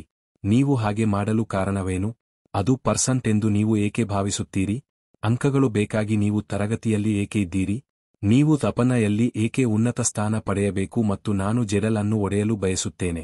ಹಾಗಾದರೆ ದಯವಿಟ್ಟು ಕಾರಣವನ್ನು ಸ್ಪಷ್ಟಪಡಿಸಿ. ಗೆಳೆಯರೇ, ಇವು 5 ಬುದ್ಧಿವಂತ ಅಧ್ಯಯನ ಸಲಹೆಗಳು. ಈ ವಿಡಿಯೋ ಬಿಡದೆ ನೋಡಿ. ನೀವು ಉಲ್ಲೇಖಿಸಿದ ಅಂಶಗಳನ್ನು ಅನುಸರಿಸಿದರೆ % ನೀವು ವಿಡಿಯೋದಲ್ಲಿ ಕಲಿತಾಂಶವನ್ನು ನೋಡುತ್ತೀರಿ. ವಿಡಿಯೋ ಇಷ್ಟವಾದರೆ ಲೈಕ್ ಮಾಡಿ ಮತ್ತು ನಿಮ್ಮ ಸ್ನೇಹಿತರೊಂದಿಗೆ ಹಂಚಿಕೊಳ್ಳಿ. ನಿಮ್ಮ ಸಹಪಾಠಿಗಳಿಗೆ, ನಿಮ್ಮ ಸ್ನೇಹಿತರಿಗೆ ಈ ವಿಡಿಯೋವನ್ನು ಎಲ್ಲರೊಂದಿಗೆ ಹಂಚಿಕೊಳ್ಳಿ ಮತ್ತು ಚಾನೆಲ್ಗೆ ಸಬ್ಸ್ಕ್ರೈಬ್ ಆಗಿ ಮತ್ತು ಚಾನೆಲ್ ಅನ್ನು ಬೆರೆಸಿ. ಆಗಲೂ ಸಹಾಯ ಮತ್ತು ಗಂಟೆ ಅಧಿಸೂಚನೆಯನ್ನು ಸಕ್ರಿಯಗೊಳಿಸಿ. ಇದರಿಂದಾಗಿ ನನ್ನ ಮುಂಬರುವ ವಿಡಿಯೋಗಳನ್ನು ನಾನು ಮಿಸ್ ಮಾಡಿಕೊಳ್ಳುತ್ತಿದ್ದೇನೆ. ವೀಕ್ಷಿಸಿದ್ದಕ್ಕೆ ಧನ್ಯವಾದಗಳು.